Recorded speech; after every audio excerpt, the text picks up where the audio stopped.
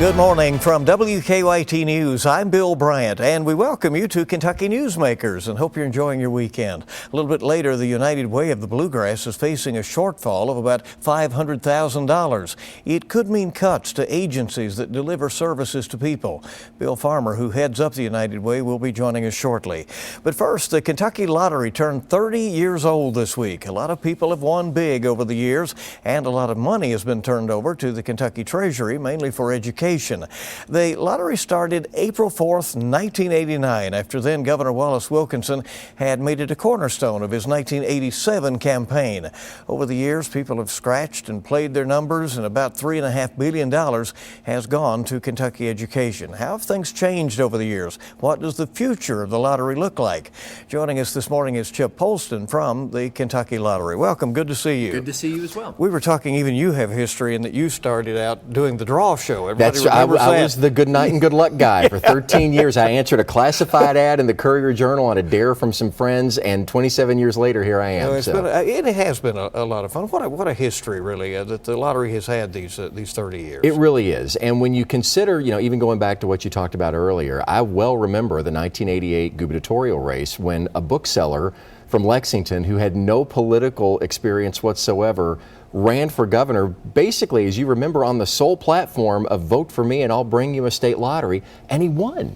Right. He won. His ads were just saying, I'll bring you a state lottery. That was literally the thing that he pushed forward. And it was fascinating because I had a chance to talk with Jane Bashir a couple years ago. And we laughed about the fact that the lottery had kind of cost Steve Bashir his first shot at the governor's mansion because he lost in the primary to Wallace Wilkinson as a result of that. And now 30 years later, here we are. Right. Well, you've set this up well because you provided us a video of the coverage that we did on that very first day of the lottery. And Barbara Bailey introduced me, and we talked to Governor Wilkinson on that day, and he was very excited. Let's take a look at that. In his lottery luck at the Kroger store at Garden Sign. Let's check in live with Bill Bryant, who's with the governor. Bill? Barbara, this first day of the lottery has been reminiscent of Governor Wilkinson's campaign for the state's highest office back in 1987. One of the most memorable promises, of course, Governor, of that campaign was this lottery. Are you pleased with day one? No question about it. And I said today we've been all over this Commonwealth, and I have never seen the excitement across the state as I've seen today, except during that primary time. The people fought for this lottery, they wanted it, they worked for it, and today they have it. Occasionally the people win one. Do you think people generally feel good about buying these lottery tickets? I think they feel good about it, they're enthusiastic, they want to keep Kentucky dollars in Kentucky. 70% of the people across this Commonwealth have waited for this lottery. There, of course, was debate about the lottery, and one of the things, let me play devil's advocate just a bit, was that some people would buy that instead of things they needed, that it was regressive in some ways. Do you fear that could be a problem? I don't, because I think it's fairly well established across the country that has not been the case, Bill. Those that would do that will find something to spend the money on anyway. And I think that probably is not the case. And I think the enthusiasm and the excitement about this lottery across the state are going to help our children and our senior citizens. And I hope we'll be responsible enough to spend the money that way. Will you be involved in promoting the lottery beyond today? How do you keep this excitement going? I don't know. The excitement level is very high today. I want the lottery to be successful. The people across this Commonwealth want it to be successful. And to that extent, I'll do whatever it is they need me to do. The late Governor Wallace Wilkinson and that guy also Everybody, back in the day. Everybody looked a lot younger, didn't they? Oh, well, we were, Chip. We were, right? We looked a lot younger. Let's talk about how the landscape has changed over these years, and of course that at that time the jackpots were lower. You're just getting started. Oh my gosh, we launched with 2 tickets, and that was innovative. That was considered groundbreaking that we had not 1 but 2 tickets that was out there. And it was fascinating going back and watching all this news coverage about the people, Bill, that won the top prize of $2,500 that day. Really? And how much excitement there was about it. And then about probably 2 years later, the old Lotto Kentucky game got up to a $10 million jackpot. And that was a huge story. It led every newscast above the fold in the newspapers.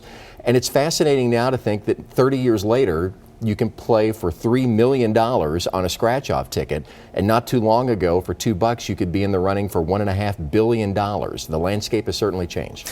You know, it's very interesting in that there has always been the question, where does the lottery money go? Sure. And early on, it was state law that you couldn't tell them where it went. It literally was built into our operating statute. We were the only lottery in North America that had or has ever had what was called a beneficiary advertising restriction, where we could not promote the programs where our funding actually went.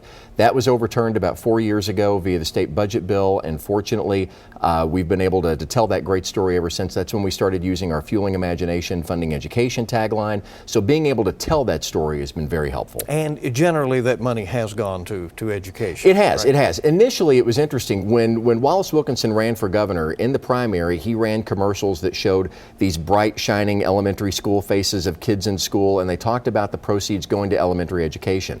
But when the rubber met the road and the General Assembly had to decide where to put that money, they decided that it should go into the general fund. There was concerns about the stability of funding and whether or not we would be able to maintain those dollars. So really for the first 10 years, we were either general fund or something else. But 20 years ago, starting in this last year, 20 years ago, our proceeds started going to college scholarship and grant programs. It's been dedicated there ever since. Just in those programs, $3.2 billion have gone to those scholarship and actually $3.4 billion have gone to those scholarship and grant programs. Overall, over the 30 years, $5.2 billion. Those are with Bs, billion dollars you've been able to turn over to the Commonwealth. That's something we're awfully proud of. And do education entities tell you that is an important part of their Oh, funding? Absolutely it is. Yeah, when you look at the fact, Bill, that 95 cents of every dollar of student aid awarded by the Commonwealth of Kentucky comes straight from the sale of Kentucky lottery tickets, it's a big deal. We're the 100% funding source of the Keys Scholarship Program. Every dollar ever awarded in Keys money has come straight from lottery tickets. And the reach of this has been broad. 1 in 5 Kentuckians, 1 out of every 5 people in the Commonwealth now, has received a college scholarship or grant from us over the last 20 years. So the numbers are impressive, and we really feel it has made a difference. What about that question that I put to Governor Wilkinson now 30 years ago on that very first day? What safeguards are there to be sure that people don't spend beyond their means for the lottery? Again, to go back and looking at the news coverage from 30 years ago, there were several stations that went to communities that hadn't voted for the lottery. There were a handful of them that were there. And there was maybe one retailer in this entire county, and it was because the community had banded together and said, we're going to boycott any store that sells lottery tickets. There was a gentleman that said, I'll never shop at a Kroger again because they're selling lottery tickets over there. Well, 3 decades later, the landscape has changed dramatically. I think gambling has become much more a part of the fabric of the Commonwealth, that people are much more comfortable with it. From the perspective of problem gambling, we were one of, if not the first lotteries in the U.S. to establish a Play Responsibly program. We're a founding member of the Kentucky Council on Problem Gambling. We've done a lot to make sure everything is good there. What's interesting in terms of safeguards that you talked about is that the online status, being able to gamble via your computer and being able to gamble via your phone, those are actually some of the most responsible ways that you can gamble, because we can set throttles on that. We can control how much money that you spend on those platforms, whereas at a retailer we can't. So while technology may seem a little scary to folks in that realm, it really does give you the ability to be more responsible because we can control how much you spend on that. Chip Polston is with us from the Kentucky Lottery, celebrating 30 years this week. We're coming back with that, and then a little bit later, the United Way of the Bluegrass with some challenges right now. Keep it here. We're coming right back.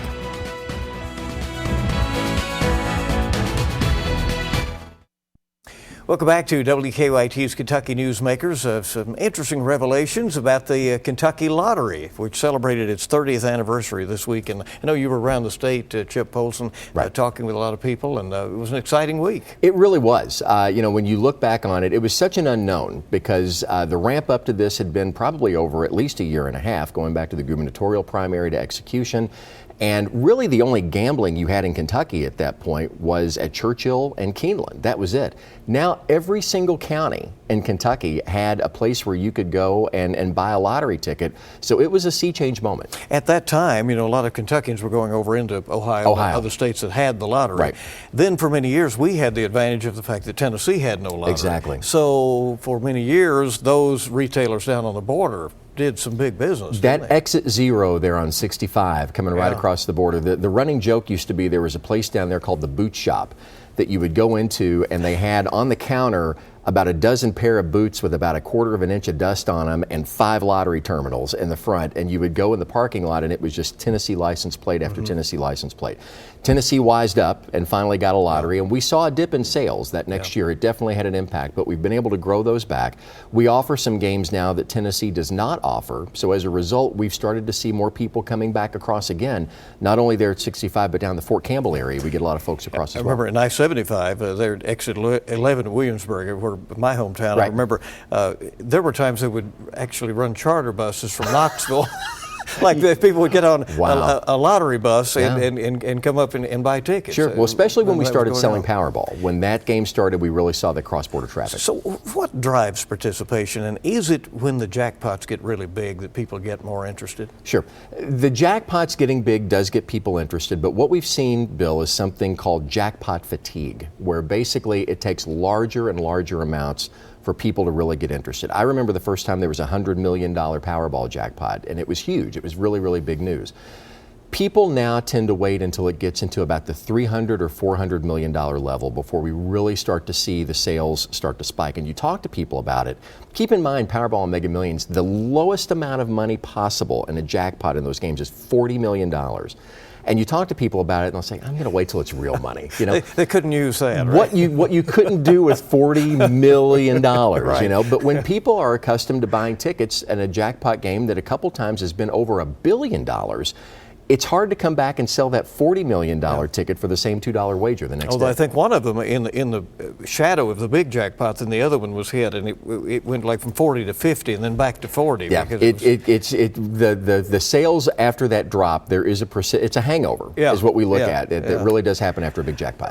A lot of retailers have made some good money over the years. They really have. We've got more than 3,000 retailers all across the Commonwealth of Kentucky, and the proceeds to those retailers, about $1.2 billion, have gone to those retailers. A lot of those are mom and pop shops that when you talk to them, the lottery is not only a great means for them to generate revenue by sales, but it's increasingly difficult when you consider about 87% of our tickets are sold within 100 feet of a gas pump. Getting people to come in from the gas pumps to come into a C-store is increasingly difficult. Lottery is one of the big drivers to bring those people in. What safeguards do you have in place at those locations to be sure that that the tickets are handled honestly? Right. So every transaction that's taken care of at a retailer is logged back into our computer systems in Louisville. So every time a ticket is scanned, every time a play slip goes into that ticket, everything that's sold through there, every single keystroke and every single transaction is registered back at our computer headquarters in Louisville.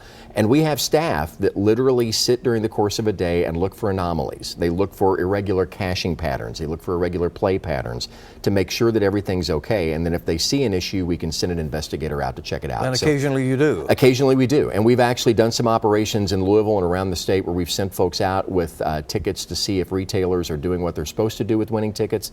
And about a month ago in Louisville, we had 3 felony indictments handed down against retailers who weren't doing what they were supposed to. The scratch-off tickets, bring their own form of entertainment. Right. For one thing, there's just the physicality of doing that is entertaining for some. Do you find the need to introduce new games often? Is that when we launch with 2 games. Yeah. Now we'll have anywhere from 60 to 70 in the context of the marketplace over the course of the year. And Bill, when you think about it, 30 years ago, you bought a ticket, you scratched off the latex, you saw if you won a prize. Now, 30 years later, you buy a ticket, you scratch off the latex, you find out if you won a prize.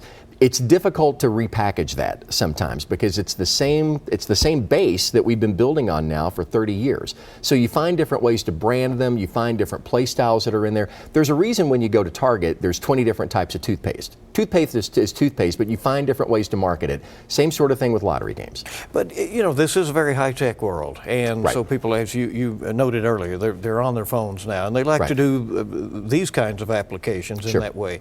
What's the future look like? The future with that is going to be interesting. We're up against a couple things right now. Right now, the Trump administration has made a change in the Wire Act that could potentially eliminate some of those internet sales. That's currently tied up in courts right now, so we don't quite know where that is, but there's some things going on there. What's interesting is that when people do try to buy a lottery ticket online, quite honestly, it's not an easy proposition. It's not like signing on for an Amazon or a Netflix account.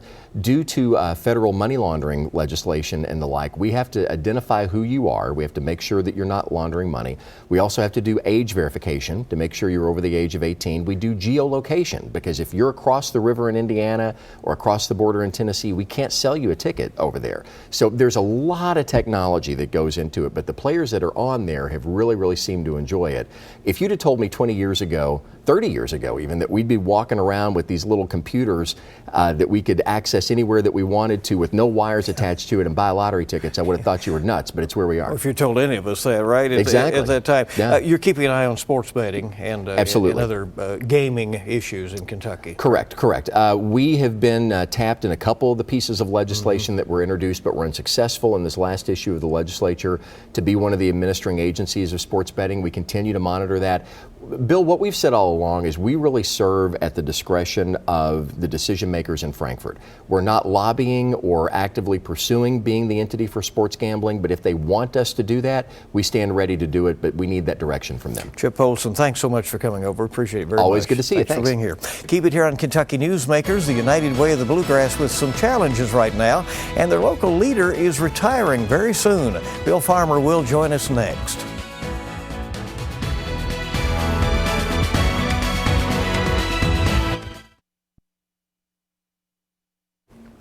Welcome back to WKYT's Kentucky Newsmakers. We're delighted you're here. The United Way of the Bluegrass is facing a $500,000 shortfall.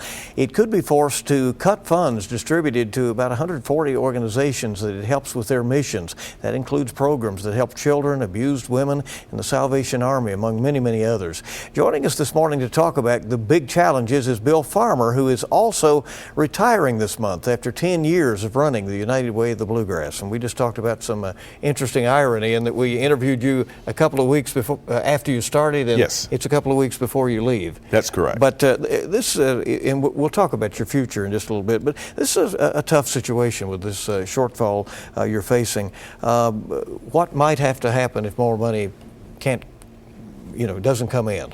Well, again, we're looking at how we can continue to raise funds in the marketplace, into the community.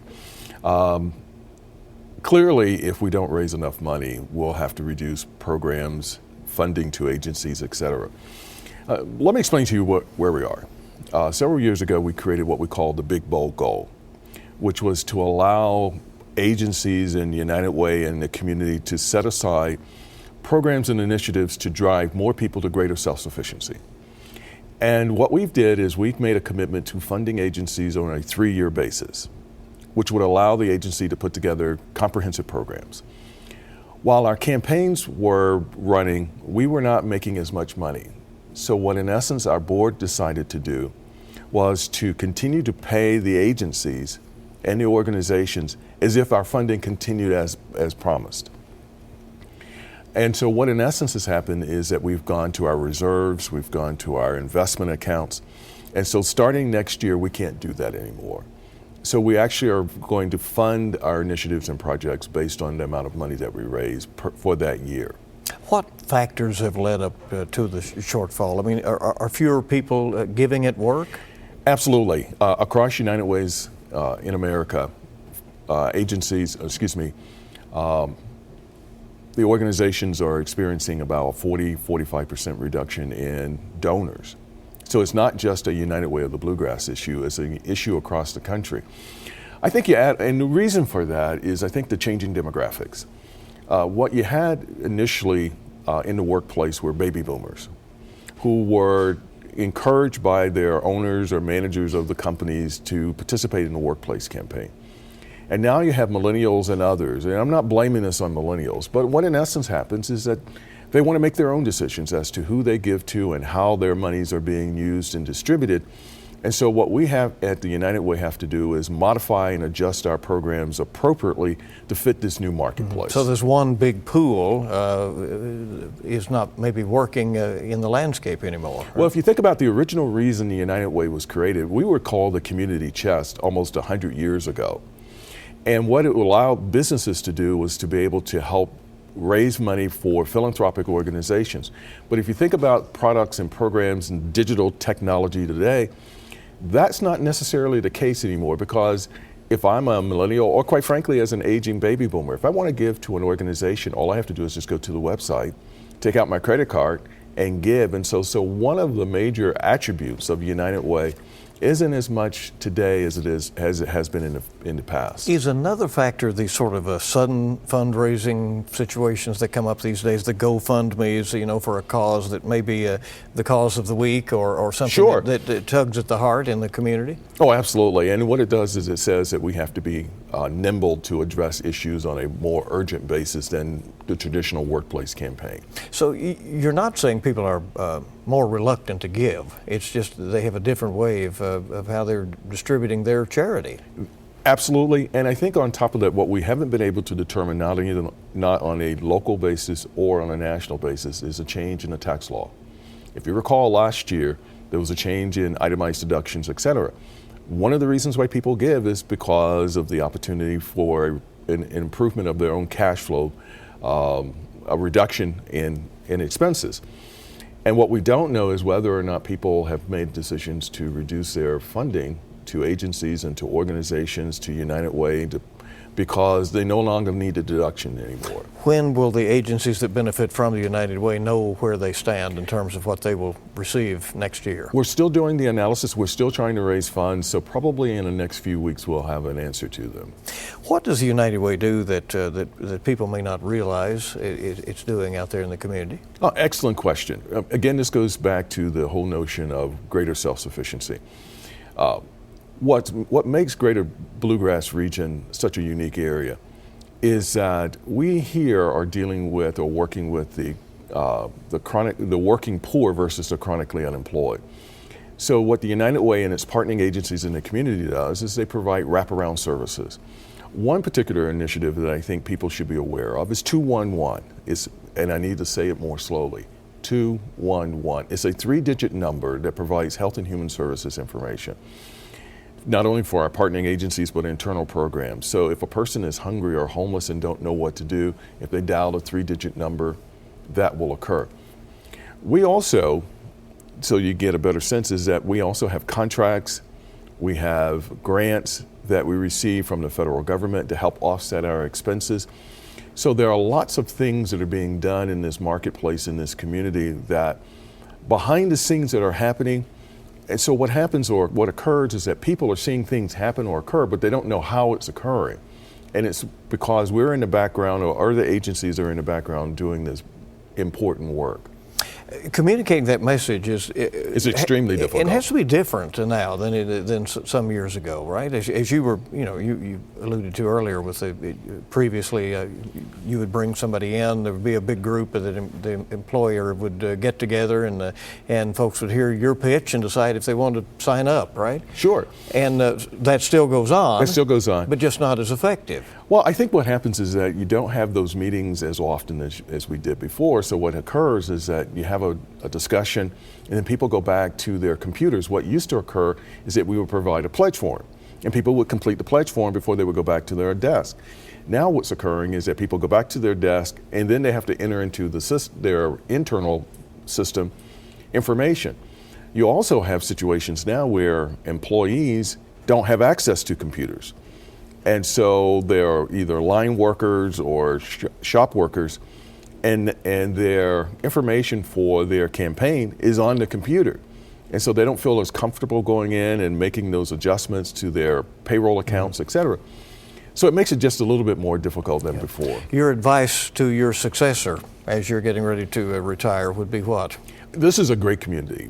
I'll be honest with you, when I accepted the position here, I thought we would stay 5 years, because typically in the nonprofit world, you need to change voices about every 5 years or so. And we've been here for 10 years. I'm a North Carolinian, UNC Chapel Hill grad, and despite those detriments, the community really embraced me from the very beginning. Your shade of blue has always been a little light. It's been a little lighter blue. And it's always been a point of contention from the standpoint of how competitive this community is. Mm-hmm. That's one of the reasons why we went to the Big Bold Goal, because what in essence we needed to do was to engender people to do things that quite frankly they've asked the University of Kentucky's basketball team to do, which is to be one of the top organizations in the community. And so I would suggest to the person who's coming in is to listen to what's being told to them, him or her, to be responsive, to be nimble, but appreciate the history of the university, appreciate the history of Lexington, and just have a good time. I understand that, you're going to figure out if you can go home again. You may be entertaining getting into politics when you return to North Carolina. Absolutely. I grew up in a small town, Rocky Mount, North Carolina. It's in the eastern part of the state, about 60 miles east of Raleigh, 75 minutes from Chapel Hill. And given serious consideration of running for elected office. I am not retiring, I am reinventing myself. This is my second, or actually will be my third retirement.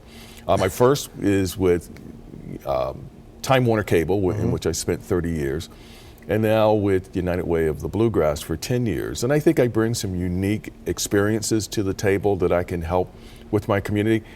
Take into consideration that I left over 40 years ago. I hadn't lived there on a long-term basis since I was 19 years old. So things have changed, but I think that I can bring something to the community that can be helpful.